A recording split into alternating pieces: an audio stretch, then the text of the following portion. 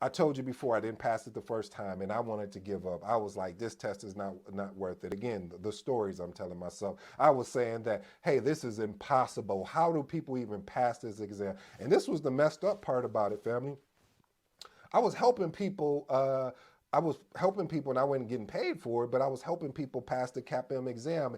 That's what made it the stories even worse because it was like, how are you able to help other people? And then you start going down another storyline, like, well, people who can't do it, they coach. No, that's I don't even know who started that. That don't even make sense. Do it. So I just was like, okay, I'm gonna go through this struggle. I'm gonna go through this pain, but I have to pass this exam, and I have to keep going and studying and practicing and doing what others won't do, so I can have what others won't have. And honestly, that was my driver, and that's all I did was put a plan and focus and focus.